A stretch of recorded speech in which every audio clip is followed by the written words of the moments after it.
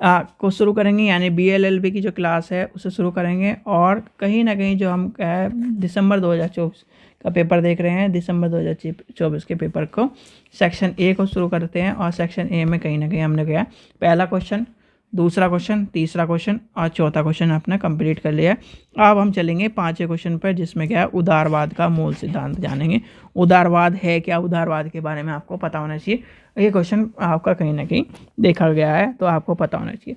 तो समय व्यर्थ न करते हुए चलिए शुरू करते हैं। तो सबसे पहले क्या करना है, वीडियो को लाइक करना है, चैनल को सब्सक्राइब करना है, वीडियो को ज़्यादा से शेयर करना है और टेलीग्राम ग्रुप को ज्वाइन करके रखना है, जिससे आपको इंपॉर्टेंट इन्फॉर्मेशन देखने के लिए मिल जाए। जो भी स्टूडेंट प्रीवियस ईयर के सॉल्व पेपर लेना चाहता है हमसे ले सकता है, लिंक डिस्क्रिप्शन में दिया गया है, वहाँ से जाकर आप सॉल्यूशन ले सकते हो। और बच्चों आप कहीं ना कहीं लॉ स्टूडेंट हो तो लॉ स्टूडेंट को कहीं ना कहीं जो नए कानून है, तीनों कानूनों के बारे में पता होना चाहिए। तो तीनों कानूनों को आप अभी से याद करोगे तो 5 साल में आपको सारे कानून याद हो जाएंगे, जिससे कहीं ना कहीं आप एक बेहतर वकील या बेहतर लॉ के क्षेत्र में जा सकते हो। तो इसलिए कहीं ना कहीं आप बेहतर कानून को ले सकते हो। तो समय व्यर्थ न करते हुए चलिए शुरू करते हैं आज की उदारवाद के बारे में जानते हैं, उदारवाद के मूल सिद्धांतों के बारे में जानते हैं। तो चलिए शुरू करते हैं। उदारवाद यानी उदारवाद है क्या, पहले बात तो उदारवाद का आता है, उदारवाद, ठीक है। उदारवाद क्या है, यानी कि उदारवाद को क्या कहेंगे, लिबरलिज्म, ठीक है।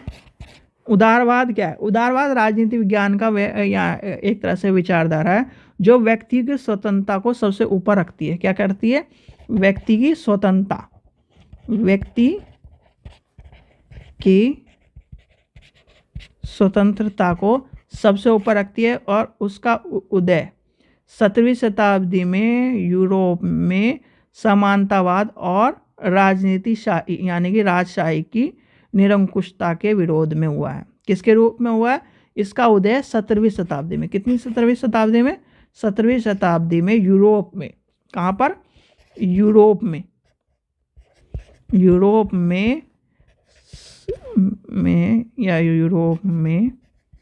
समानतावाद और राजशाही की निरंकुशता के विरोध में हुआ है, ठीक है। ये आपको पता होना चाहिए।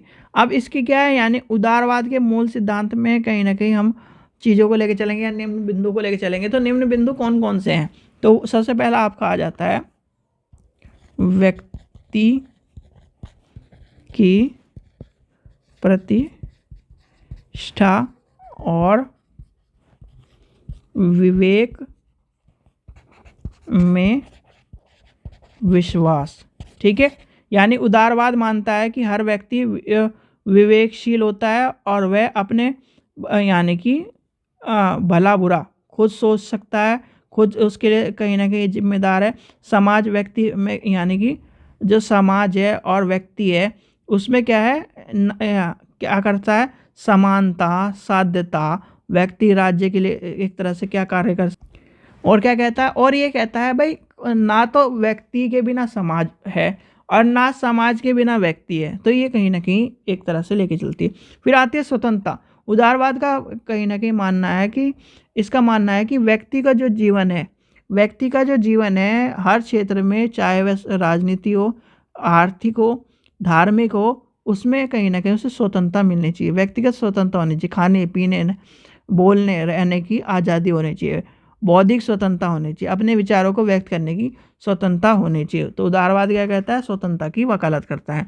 फिर आता है समानता, यानी कि समानता किससे अच्छा पहले आप लेके चलेंगे, सीमित सरकार।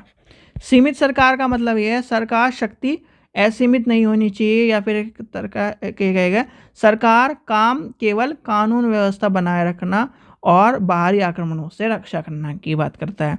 राज्यों यानी राज्य को व्यक्ति के निजी जीवन में कम से कम हस्तक्षेप करना चाहिए, ठीक है। जो आवश्यकता है उसके अनुसार जो कानून बनाना है, उनकी रक्षा करना है, उनको चीज़ों को लेके चलना है। ऐसा नहीं कि क्या है कि किसी व्यक्ति को कह दो जी तुम यहीं कमरे में बंद रहोगे, तुम इस घर में बंद रहोगे, उसकी स्वतंत्रता नहीं छीनी जानी चाहिए, कि वो उदारवाद कहता है।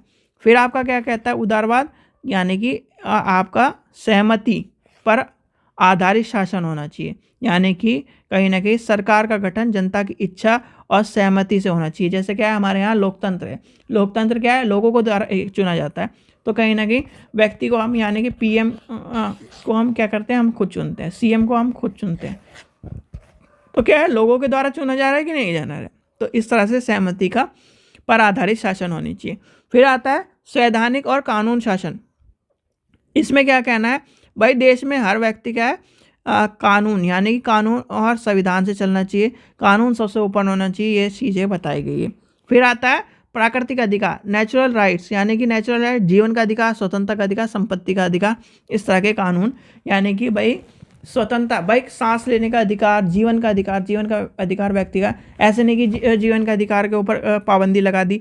आपने देखा होगा कि हमारे आर्टिकल यानी कि 19, 20 कुछ कानून इस तरह के हैं जो कहीं भी किसी भी आपातकालीन स्थिति में निलंबन नहीं होंगे। ठीक है, तो क्यों कौन से हैं भाई, स्वतंत्रता अधिकार यानी कि जीवन का अधिकार जो है वो उसमें कहीं ना कहीं जीवन का अधिकार, आपका प्राण देकर अधिकार, ये कहीं ना कहीं आपके निलंबन नहीं होंगे। वो किस वजह से, क्योंकि ये कहीं ना कहीं उदारवाद का और प्राकृतिक अधिकारों की श्रेणी में आपको देखने के लिए मिलते हैं।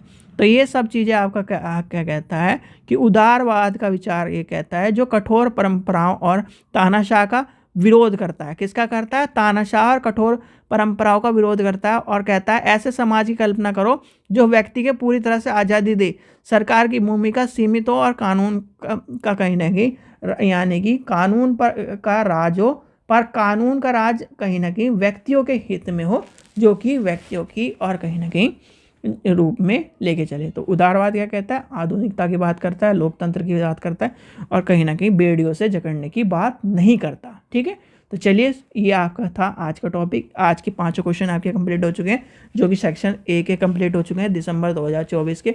आशा करता हूँ आपको वीडियो पसंद आई तो लाइक करें, चैनल को सब्सक्राइब करें, वीडियो को जो है शेयर करें, और टेलीग्राम ग्रुप को जरूर ज्वाइन करके रखें, जिससे आपको इंपॉर्टेंट इन्फॉर्मेशन देखने के लिए मिल जाए। और सॉल्यूशन पेपर का लेना चाहता है 4 साल का, तो लिंक डिस्क्रिप्शन में दिया गया है, वहाँ से जाकर आप ले सकते हैं। Thank you.